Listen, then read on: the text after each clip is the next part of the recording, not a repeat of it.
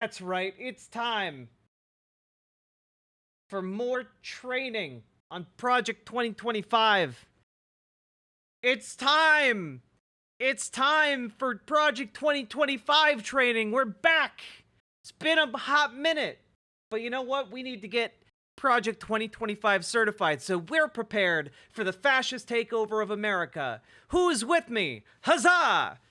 Now let's get into the training video. Last we left off, we were on video number 16 of the leaked Project 2025 training videos.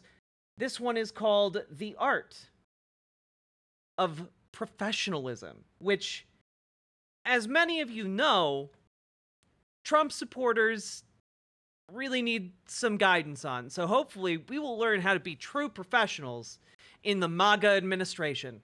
Let's find out.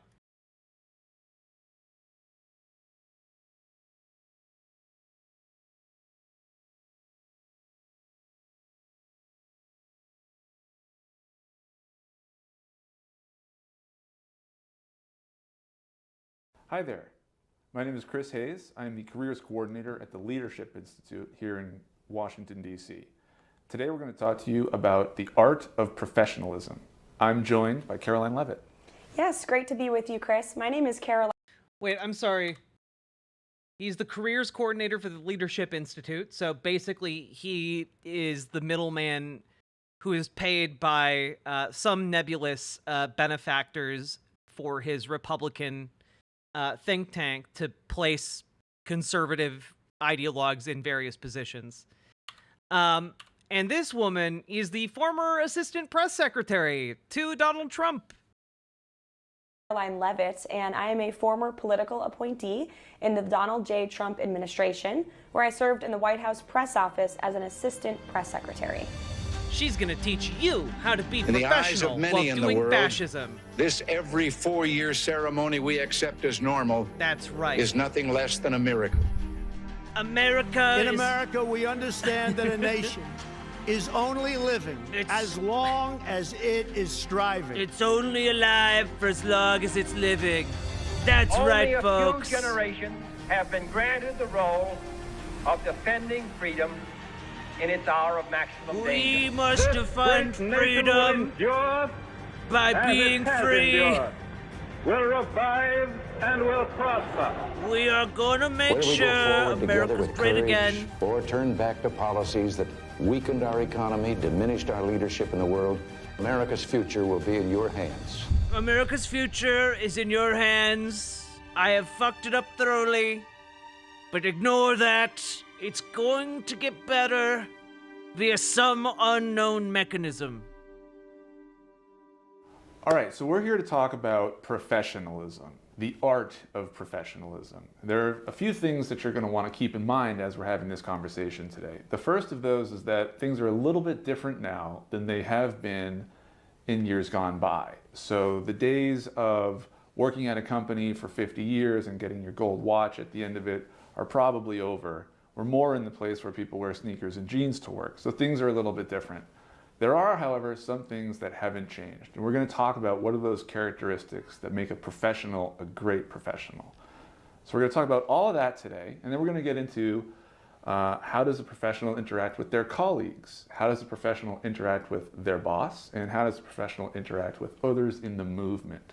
So as you find your way into a presidential administration, what are going to be the ways to set you up to be the absolute best professional that you can be? We're so blessed to have Caroline here to tell us just how she did it when it... Number one, don't say slurs on the internet. You can say them in private where no one's recording you, but don't say them on the internet, okay? So don't go on your Twitter account and say racial slurs or anything even remotely related to racial slurs. That's the big number one, and I cannot emphasize enough how you should not do that in order to be professional. It was her time to step up to the plate. All right, so the first thing that any professional needs to know is that there's no such thing as a good professional who can't... Wait, fun fact, Caroline Levitt lost an election to my district representative, Chris Pappas, one of the few openly gay men in Congress. Nice. ...do their job. So competence is the first thing that I want you all to think about when it comes to professionalism. What does competence mean? Well, it means that whatever your job description is, your boss is relying on you to do that on time and with excellence. And so you should be striving for those kinds of things. And this sort of brings up a question that I have for Caroline. Caroline, what were some of your day-to-day duties, your job duties, that you had to make sure you never missed some of those core responsibilities? It's a great question, and as a political appointee, you will get the books thrown at you on your first day on the job. And one of the characteristics on this slide as well is so you have to have really fast reflexes to be able to catch all of them.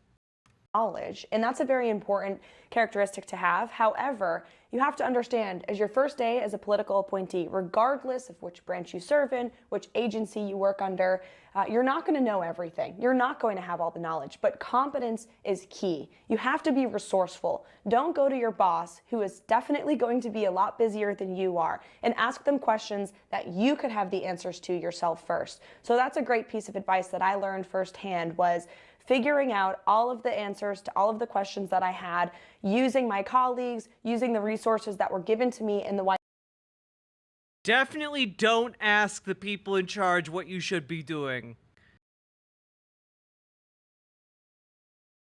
Just make wild assumptions and go for it, is a hell of an answer for number one.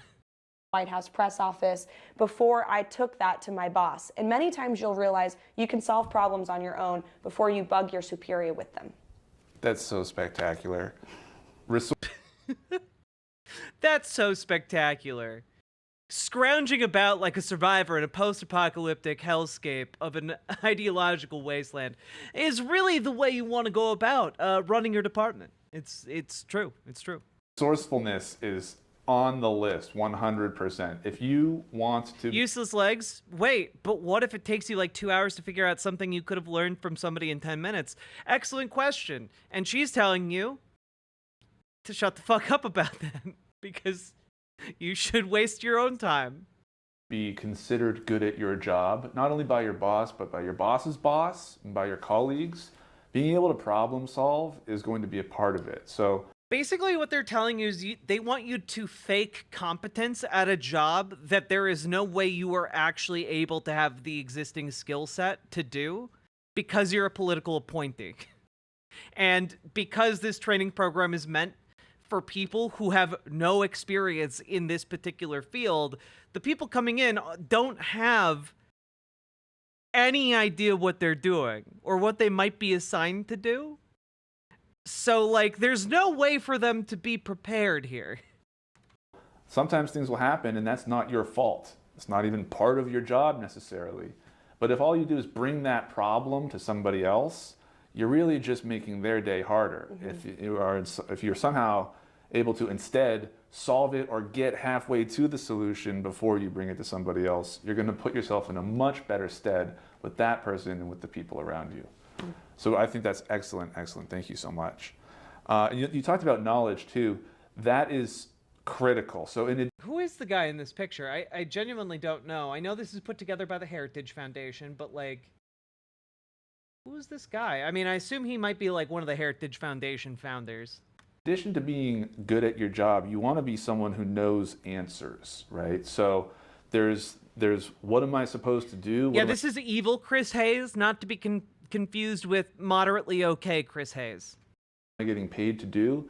And then there's the background, the theory, as it were. And that's sort of like, if someone picks up the phone and calls my department with a question, not with a request, but just with a question, do I know how to answer it or how to steer them towards the person who knows how to answer it? Mm-hmm. Am I what we call a subject matter expert? Mm-hmm. Am I an expert? You should be an expert at your own job.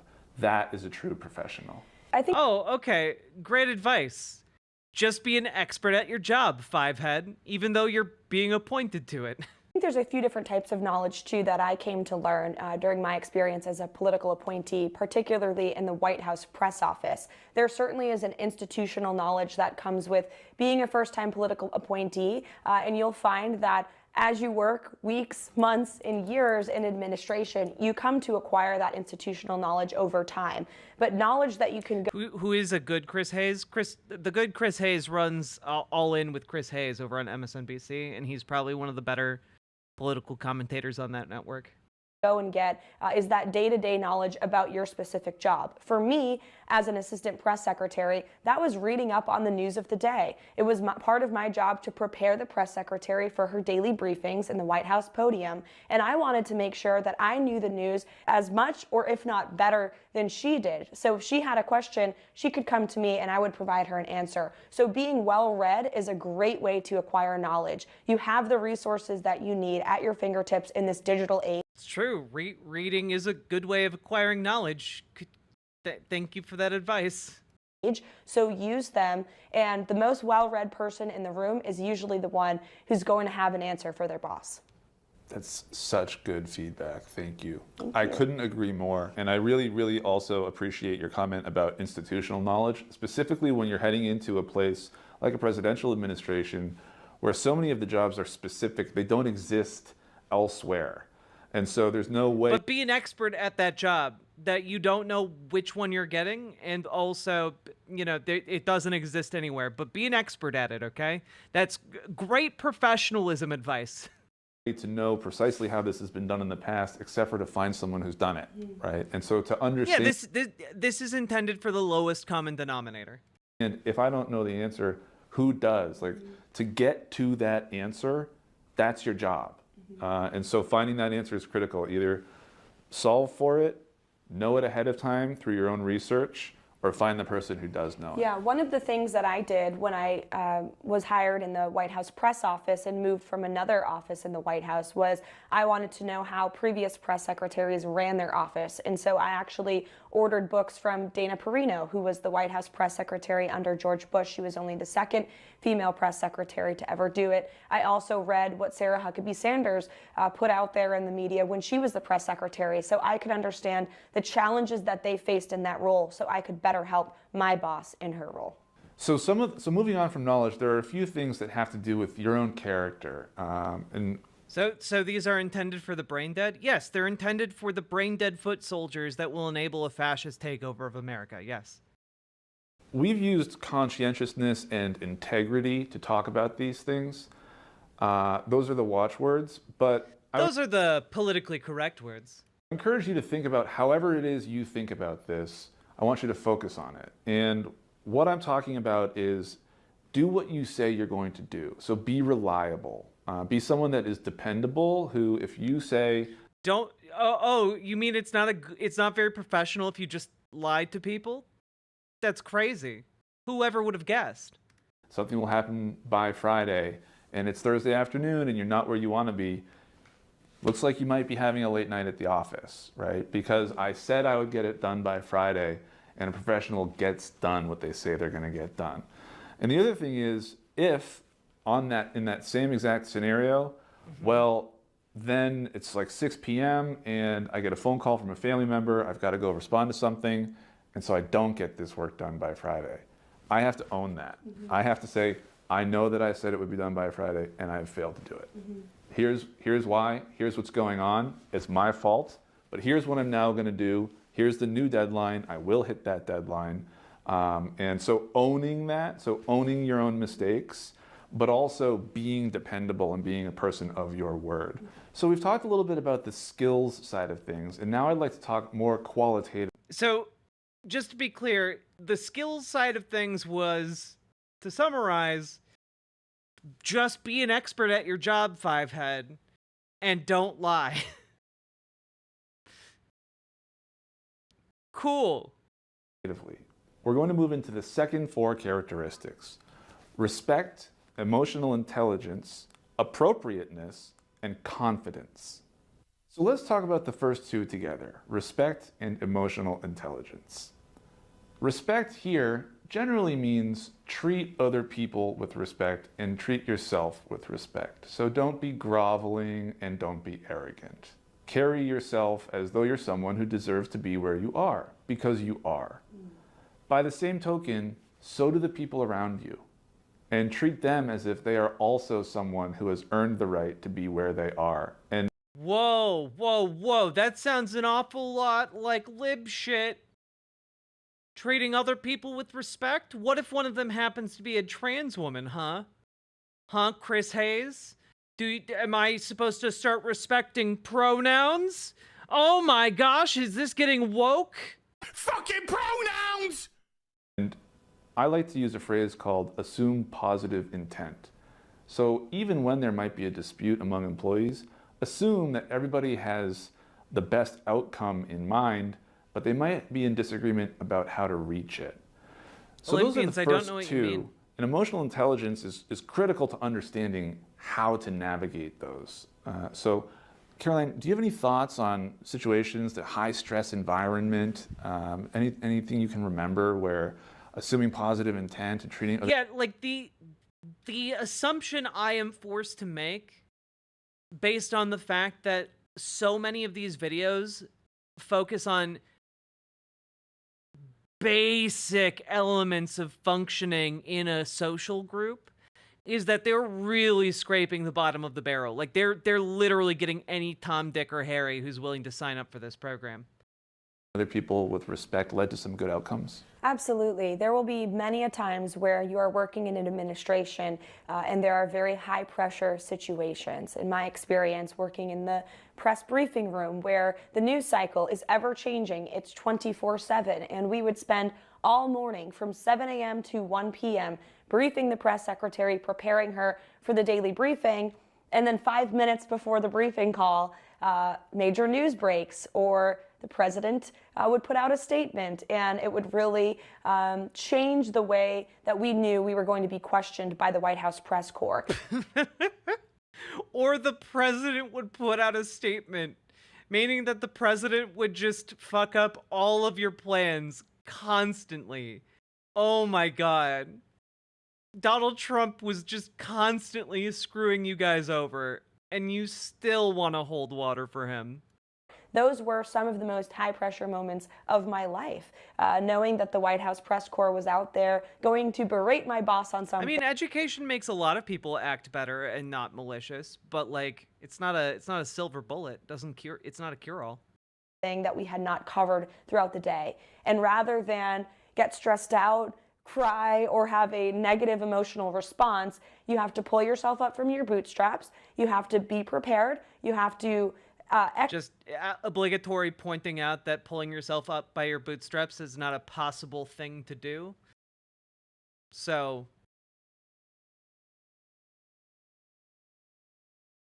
I don't know, if you need to cry, go cry.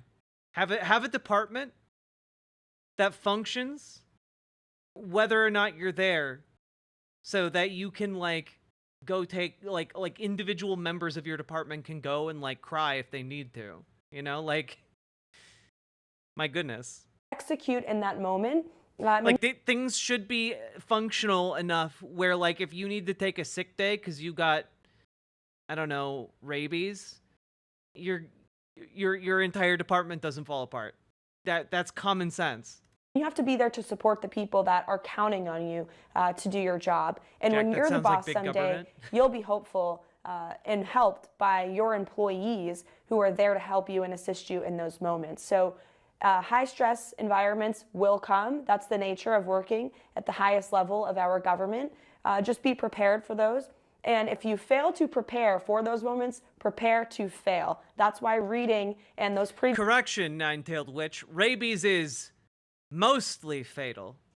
previous characteristics we talked about having knowledge and being well-read really come in handy in those very critical moments. Absolutely. Absolutely. How would these white women catch rabies? I don't know, probably buying into some kind of off-label use of Gwyneth Paltrow-based remedies. The emotional intelligence to keep a cool head and not let a bad situation get worse is so critical to being a respected colleague and so helpful to the overall movement and to the goals and what we're all here for. By the same token, we're also going to call your attention. You know, it's weird that they're just sitting in a room next to scrolls as if that's a normal thing to do. Yeah, we're just chilling by the scrolls in the scroll room over here. into confidence and appropriateness. So confidence kind of goes back to what we were talking about earlier, which is you deserve to be there. But you can either be, so this is a personality type thing. And some people take confidence and they take it to a place of arrogance. And other people maybe are confident in their ability, but maybe timid in a room. And they don't know how to interject in a conversation, even when it's appropriate that they do, because they can steer that conversation in a good way. So always remember, your voice is there to be heard. You are there. Or John Thomas, you can roll the dice, and maybe you have like a 1 in 10,000 shot of potentially surviving rabies. It's really not good odds, though. There to contribute, however, not to dominate necessarily. And so yeah, we want confident people, not dominant men. Okay, because if we have dominant men, then that means we're gonna have some submissive men too, and then we just get into a whole dom sub situation in the office, and that's really no good for anyone. Okay, we need confident men, not dominant men and sub men. You do want to strike that balance, and this is something to be aware of and to focus on.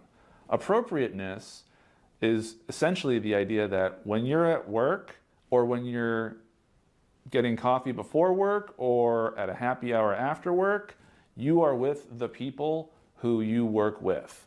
And in the movement, at all kinds of events unrelated to your day-to-day work life, you still want to carry yourself in such a way that your behavior towards people is appropriate and that you're there because... Don't sexually harass your coworkers. Please don't. Please, for the love of God, don't sexually harass your coworkers. It's 2024. Don't sexually harass your coworkers. This should go without saying, but we really need to emphasize it in training videos for people coming in with the MAGA mindset. Because of the movement and because of you want to engage with the people around you.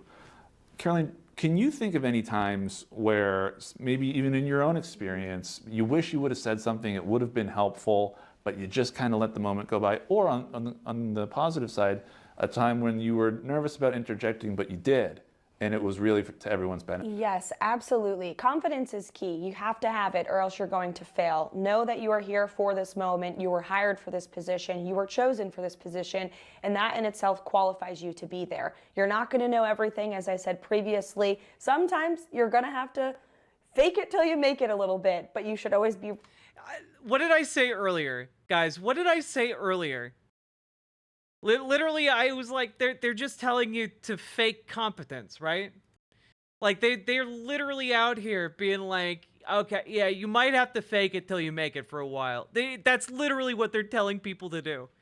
You can't become an expert until you're actually in there because there aren't comparable jobs on the outside. So you just fake it until, you're okay.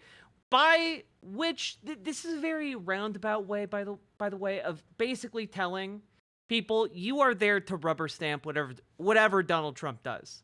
You are there to facilitate whatever Donald Trump does. We don't want actual experts or any people who've ever done this job before. We want people who will just say, yeah, whatever, he can do it. That's what they want. They just want basic yes men to bow and present their assholes, That's all they want. Also, welcome, Raiders. My name's Riverboat Jack. I talk about the news and politics, and today we're covering some Project 2025 training videos. We got to get through all of them by Election Day because I said I would, and now it's closing in, and I feel the pressure. Anyway, please make yourselves cozy. Hit the follow button, hit the subscribe button, hit the like button, and we're going to keep on rolling. And also, if we hit 40 subs or their dono equivalents, we will be watching some analog horror. And right now, we are 16 away. That could be fun. Anyway, let's go! Prepared and have knowledge. And to your specific question, there was a time in which I approached my boss with an idea that I thought would be helpful for our office and for our team. I was nervous to do so because it was a little out of the box thinking. It was a bit creative. I will give the example. The president had been calling upon the families of gun violence in inner cities in our nation. And I decided that it would be helpful that if we were going to name these victims in our press briefing, the president should send hand-signed letters to the families of those victims. It had nothing to really do with our press office, but I thought it would be a nice touch. The president and the press secretary ended up loving the idea. My former boss actually wrote about it in her book. And if I had not had the confidence in that moment to bring that idea to my boss and propose it for her, it never would have happened. Those families would have never received that joyous letter from the President of the United States. What did they receive a letter written by the President of the United States or even signed by the President of the United States? Genuinely, I want to know if that actually happened or not. Also, Prairie Fire, thank you for the $5 super chat. I appreciate that. Thank you for stepping up. We are 15 subs away from this analog horror segment. I'm really excited. So if you have a good idea, don't be afraid to pitch it. The worst that happens is your boss says no. Wow. That's an excellent example and a really beautiful story. Thank you so much. You're welcome.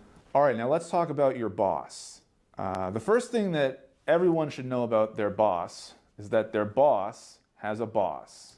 Even the President of the United States has people that he or she would answer to theoretically, right? Certainly the American people themselves, but also their own deadlines, their own things that they're concerned about.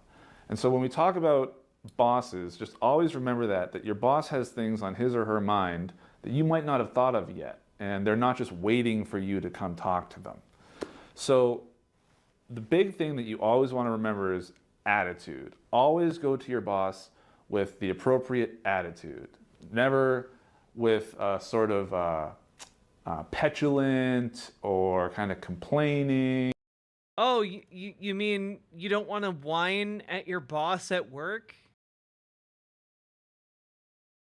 Hey,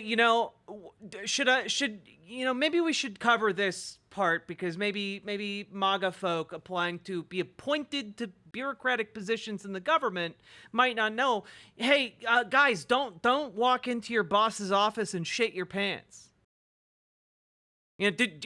Just so you know, that is a bad idea. Don't do that. It's very unprofessional, not demure. There's going to be times when you vent, you might have a good relationship, but there should always be, I'm coming to you with something productive to discuss or something to contribute productively to something that you have going on in your world. Hey, Sophie, part of that's going to mean managing up, Useless Likes, right? thanks for jumping over and the managing website. up does not mean, it specifically does not mean being tricky in any way, but it does mean anticipating. It means knowing what your boss needs from you even before your boss has thought to ask it of you. Because you know what you're going to present your boss with and what their next question might be. So you want to be ahead of that. You want to help them look good. Making your boss look good, if the organization is built in a logical way, making your boss look good is sort of your only job. Because your boss's job is to make his or her boss look good, all the way up to the president, whose job it is to make the American people look and feel good. So if you're doing that, if you're focused on that, your boss's priorities, it should all filter. It should all filter upward in a good way. And I think a critical juncture here is communication. So your boss should never, ever be caught off guard by something you already know. So if you see something on the horizon and it could be an issue and you're working to solve it, let someone know if you really think you might not have it. But you don't want that to come to your boss's attention and have it be something that they've never heard about in their life. Meanwhile, you're already working on it. So definitely never tell your boss that you don't know what you're doing and oh God, you are very confused and lost. Do not tell them that. They will not appreciate it. Everything that is about your boss, it all boils down to making your boss's life as easy as you possibly can is almost a direct equivalent to you being excellent at your job and being a good professional. Mm-hmm. Caroline, do you have any thoughts on how you may have, as a supervisor or for your supervisors, had any interactions that were just really, really great, or maybe some that you thought were good learning experiences? Yeah, definitely. First of all, your boss is not your friend, okay? So don't try to be friends with your boss. You work for your boss, and that's very important to remember too, especially in an administration.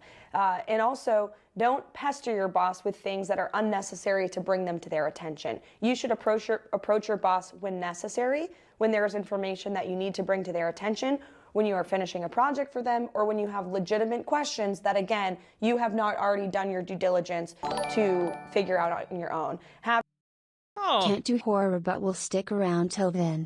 From Caracal. Well, God Sinner, thank you for the $10 super chat. I very, very much appreciate that. Thank you so goddamn much. Let's add 2 more to the board.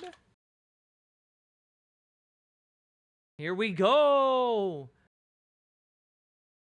Also, if we do manage to hit 80 subs, I did pledge to read Ted Cruz fan fiction in honor of the Colin Alred blowout of Ted Cruz at the debate. Having supervised folks myself in the administration and elsewhere in my career, I can tell you there is nothing more annoying than having people come to you with things that are completely unnecessary. You are not your boss's top priority. Remember, you are the dirt on the bottom of your boss's shoe. Okay? You are but a flea carrying a deadly contagion in comparison to that great man who is your boss, and it must be a man. Boss has their own job to do. You are there to support your boss. So don't try and play favorites. Don't try and be in their face all of the time. Show up every day, execute your job to be helpful to your boss, and I guarantee you, I know for a fact, they will remember you for being that worker who showed up on time, did what they had to do, didn't complain, didn't annoy them. And that's the best way to serve in your boss's good graces. Absolutely. That is so smart. I think Machiavelli said, I'd rather be feared than loved. I would rather be respected than loved in a professional setting. I would rather be known for doing good work in a timely manner than for being... I would rather be respected than loved. Okay. I don't think you're going to get either of those, but go off, King. So much fun around the office, right? Being my boss's favorite person to talk to. And part of that's a personality thing too. It goes into what we're going to talk about next, which is building relationships. People who work for me know that if they give me a problem, I'll try and solve it, even if it's not my job, because I think that way. So they know that even if we're having a casual conversation, they shouldn't bring up work things they're working on unless they want me to be thinking about it, because I'll start to solve the problem, and that's their job. So again, Yeah, if someone brings me a problem, I start to do it even if it's not my job. And that's their problem, really. It is a really wild take. All of these things come up, and it's up to you to navigate and manage those relationships. You're part of every relationship you're in, and it's always your job to manage that. So everybody works with people. Your colleagues at work, in some ways, are no different than the people around you in your life, starting with your family, your friends, your classmates, eventually the people who live in your neighborhood, and then your colleagues at work. It's all you in a community of people. So there are going to be certain rules that apply across all of those different dimensions. There are also some things that you should really remember when it comes to being a colleague. You can be a team player and be a leader at the same time. And you do that by just doing the things we've already talked about, right? So if you're an expert at your job, that means that you're able to, for example, just the other day, somebody approached me at work and they gave me something that actually doesn't help me, but it helps one of my colleagues elsewhere in the company. So I was able to immediately flip that, send that over to that person, and now they're going to be able to take it and run with it. Now, I'm not that person's supervisor at all. That's just my colleague. But because I'm doing my job and I can quickly determine what's useful, where what belongs, et cetera, I'm able to present myself as a leader to my colleagues without being their leader. And that's an important distinction to make. You can be seen as a leader without giving instructions or commanding anyone or trying to dominate anybody. As we talk about relationships with colleagues and leadership in general, it's important to remember that being a servant leader is absolutely the best kind of leader and is also the best kind of colleague. Being helpful to the people around you makes everything better. Of course, as we mentioned, you're going to want to treat everybody with respect. You're going to want to conduct yourself appropriately. But ultimately, with your colleagues, your goal is to make their jobs easier, just the same way as it was with your boss. So focus on how does my work, how does what I do make somebody else's job easier? Because keep in mind, often the people above you are also going to be incompetent morons and dipshits. So you don't want to bring them problems, because they're not going to be able to solve them. They're not going to know what to do. They're busy enabling the fascist takeover of the country. They've got a lot on their plates right now. My professional capacity as a consultant, a lot of my deliverables were critical to the next stage of the process. A lot and of so, my deliverables. to the extent that I was able to complete my work well and on time, my colleagues were able to then do their jobs. Can you think of any times, Caroline, where you or a colleague of yours just made your life so much easier just by doing what they do? Yes. And it was just nice to have them around? Yes. Colleagues, I think we have long memories. You remember the colleagues that helped you very fondly, and you remember the colleagues that weren't so helpful, not so fondly. That's right. You keep grudges. We keep lists, bitch. And in political administrations, there's a lot of If you cross us, we're gonna remember. turnover when it comes to political appointees. There's also a lot of shifting around of roles, especially in the executive branch. People will move from one office to the next quite quickly. And so those people that are in your current office might not be there forever. They may move to another office or position or agency that you're actually going to have to report to one day. So your colleague today could be your boss tomorrow. That's very important to remember. You may think you are on an equal playing field with someone. That person could be the next president of the United States. So you want to be in great favor with not only your bosses, of course, but your colleagues too. That's keenly important. And they will remember you, likewise, just like you'll remember your colleagues that weren't so helpful to you, and you'll remember. This sounds like bullshit being sold to people to make them easier to exploit for labor. I mean, that's exactly what's happening, right? Like, in all of these videos, they've repeatedly stressed that you are not going to be paid a lot of money, that you'd make more money if you worked elsewhere, and that you are expected to just effectively be a yes man and do whatever you're told and stay late at the office. Even if your family is sick or injured, you gotta stay in the office and do your job. Work, little peon, work. And maybe, just maybe, you'll become the footnote in someone more important's book. They're just relying on recruiting either dyed-in-the-wool, like, true believers in the MAGA cause, or they're looking for, like, fresh out of high school, like, people who would otherwise be working fast food jobs. Like, that's basically who they're looking for here. Remember fondly those who were. They will think of you the same way. And in one way or another, your professional careers Kowalski from and Nebraska. past Thank will you for the absolutely follow. cross again. And you may need that person's help one Is day. that the Kowalski from Nebraska? And if you were a good colleague to them, chances are you'll get that help that you need. That's absolutely true. In my time at the Heritage Foundation, I had a number of colleagues. I now work at the Leadership Institute. I have new colleagues. Wouldn't you know it, some of the folks from my previous career with Heritage we're now working together at Leadership and vice versa. Some folks from Leadership, they're now at Heritage. So I promise you it's true that your colleagues are the people who you don't just work with today, they're who you'll see around as well. And so you want to maintain those relationships and nourish them. So let's talk really quickly about the other kind of colleague in the mix, and that's a coalition partner. So this is going to be someone who you work with, but maybe not in your department, or maybe not. Can I just say, it's really not that surprising that people you worked with at the Heritage Foundation think tank, a conservative think tank in DC, also wound up working for the Leadership Institute, another conservative think tank in DC. It's really not that crazy that there would be cross-pollination there. Even in your organization. It's a small pool.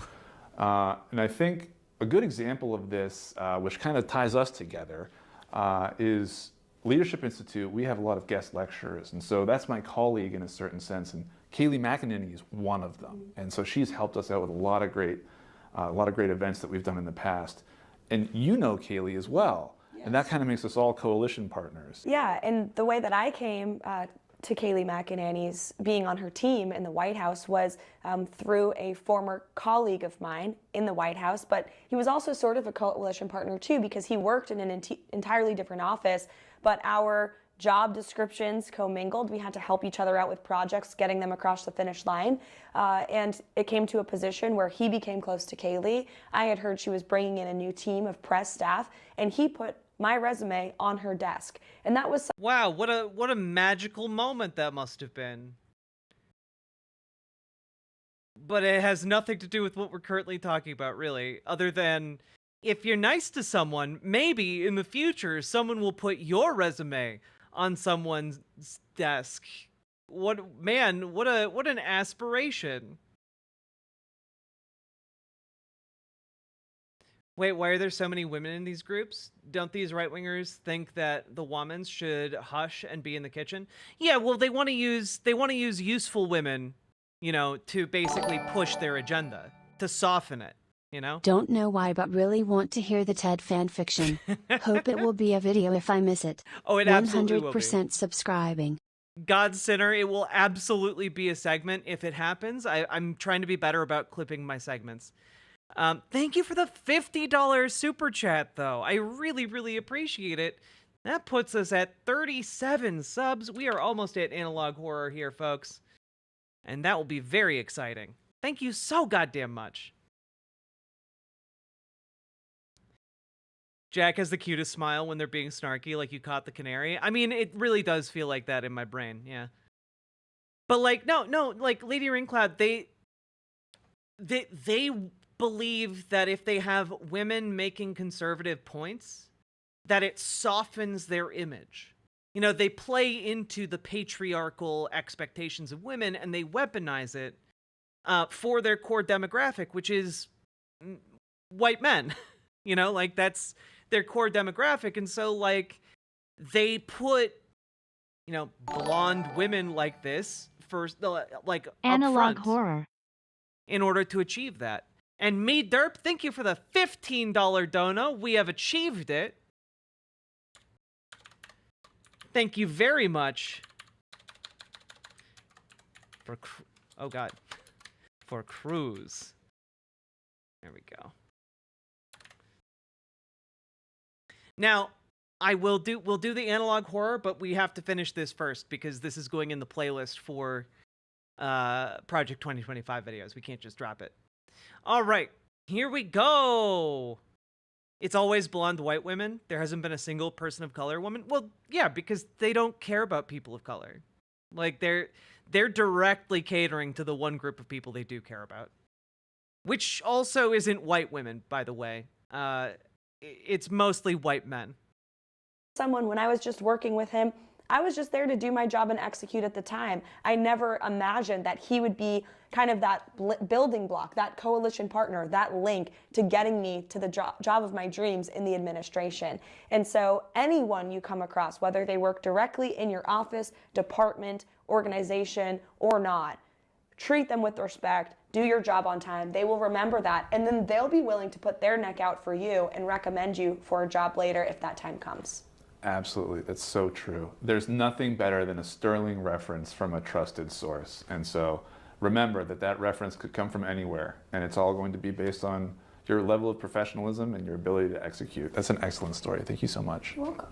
What a great story. All right, so we've talked a little bit about colleagues and coalition partners and how to conduct yourself in your workspace. But let's talk, and bosses too, let's talk about when you're the boss. And so you're probably not the big boss unless you're the one person in the whole country who's the president of the United States.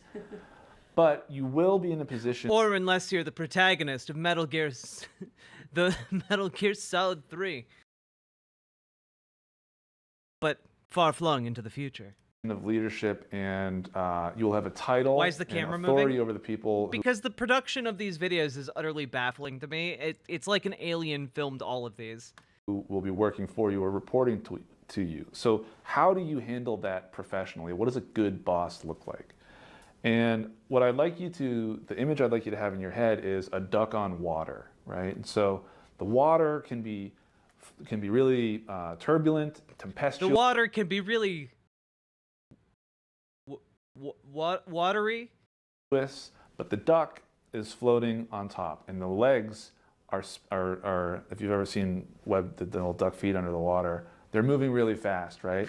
And so that's the image I want you to have in your head, because as a manager, there will be a million variables that your boss and your direct reports are all feeding to you at the same time. And it can be a lot. And so think about yourself under a stress situation. What's your personality, not when you're happy, but when you're under a lot of stress? Because that's what you'll be, that's the situation you'll be in.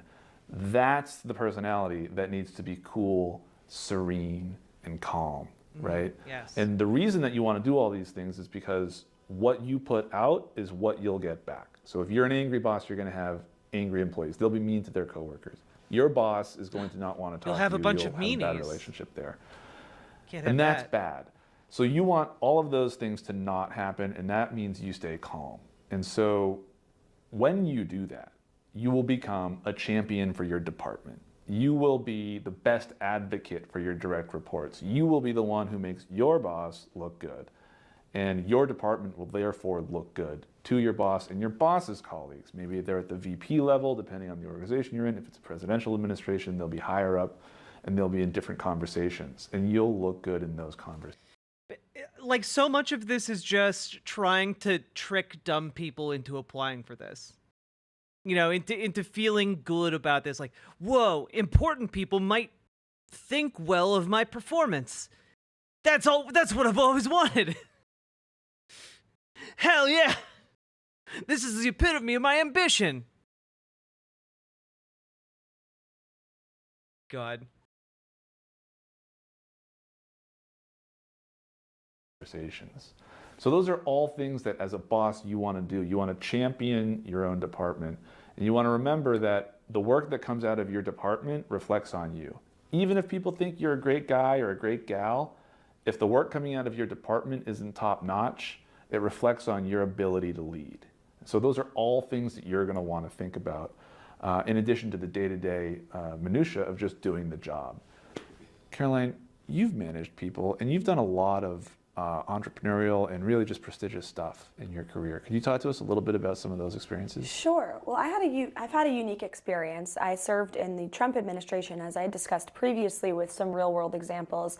And post-Trump era, I moved over to Capitol Hill, and I was a staffer for a congresswoman, for a principal. I was a communications director, and I learned so much in that role about serving my boss and answering to her needs. And then when I became my own boss, No, chat. No, chat. No. Drink No. water and exercise, chat. Keep fighting the good fight. Also, True Simric, thank you for the $10 dono, and I co-sign that. I ran for 30 minutes today, and it felt great. I feel really good about it. And if you struggle with running, unironic advice, try an elliptical. You will sweat a lot, but your bones and joints won't hurt. And honestly, for me, that's an absolute game changer. And also, drink your water, because it's tasty, and there are a lot of health benefits to being fully hydrated. What's an elliptical again? It's like a treadmill, but it has like little wonky paddles. It's kind of like a hybrid between a treadmill and like an exercise bike. Sweaty bones, indeed. boss and ran for Congress myself, aspiring to be a congresswoman, I then had staff who reported to me. And I very much took everything I learned as a staffer, serving that congressperson, with me as a boss. I remembered things I liked and didn't like, tried to treat my staff with respect, tried to have a team camaraderie, and have each and every person understand, you have a job to do. Let's not get in each other's lanes. If we all execute our job as the famous Bill Belichick says, do your job and you will win the game. And I think that's very important when you are a boss, to encourage all of your employees and your staff to be their best selves, to understand they're in a position Also, because they're an gotta expert update this. at that position, not to interfere with their colleagues. And if we all execute, we're all going to be happy together at the end of the day. You know, it's a little bit more sinister when she says, if we all execute, we're going to be together at the end of the day. Like, if we all execute, huh? A little bit more sinister when it comes from the party that tried to take over the country and undo democracy itself, but okay. I think that's fantastic. What better example of a great boss and a great employee than Bill Belichick and Tom Brady of the New England Patriots? Amen. Go Pats. All right, so today we've talked at a high level about some of the characteristics that you want to foster and nurture within yourself as a professional. We've talked about the changing nature of professionalism and some things that stay the same no matter what. We've talked about how to be a colleague, how to interact with your boss, how to be a movement partner, and how to be a boss. So these are all the things that you're going to want to focus on in addition to just competence, which is critical. As we leave you today, I would invite you to think about these things and areas in your own professional toolkit where you feel like you could maybe grow a little bit, and find an outlet to do that, to grow in that direction. It might be getting involved at a community center, in your whatever your faith tradition is. You could volunteer at your local place of worship. There are a lot of ways to try and build your skill set so that you can hit the ground running in a situation. Are there a lot of ways to build your skill set? Because earlier in this video, you very specifically said that there are a lot of jobs for which there is no analog in the outside world, outside of government, in that specific job. So kind of sounds like we're getting some mixed messages here. Situation like this. One of the resources that you could use is the Leadership Institute, where I work. What we do is we help train young professionals to take the next step in their career in the movement. That could be in digital, it could be in campaigns. What I do is professional services, so skills like this. But you should definitely look into the various things that we would make available to you to try and help you get where you need to be to serve your country. Caroline, do you have any parting thoughts for our audience? I sure do. Just know when you get into a presidential administration, when that day comes, it is really an honor to work for our federal government. Don't forget that your salary comes from the good, hardworking taxpayers across this country. Don't ever take a day for granted and continue to move up the ladder. And remember, everyone you meet in the workplace will help you get to another place someday. So nurture your relationships, cherish the people you meet during this journey. It won't last forever. No administration does, of course. This is a democracy. So enjoy it while you have it. And Why are you laughing though? Like, it's so weirdly sinister when they're talking about a plan that is intended to put, you know, thousands of bureaucrats into positions of power to serve as yes men for the president to facilitate the undoing of our democracy from the inside. Like, that is what they are there for. And so the fact that she makes this little aside at the very end is deeply, deeply uncomfortable. Like, combined with the laugh, like, she knows why she's there, guys. Why the hell did she feel the need to, like, throw that in there? Kind of weirded me out. Because they know what they're doing. It's not an accident. It's not an accident that they are participating directly with a scheme to undermine and overthrow democracy. They are working with the Heritage Foundation that spent years concocting this plan. They know what their role is here, you know? Like, it is really disturbing, to say the least. it will certainly bring you to the next level in your professional career, whatever that may be. If you execute, if you have that confidence, if you're well-read, if you remain resourceful, and maintain those positive relationships. So best of luck, and if you need us as a resource, we are here to help.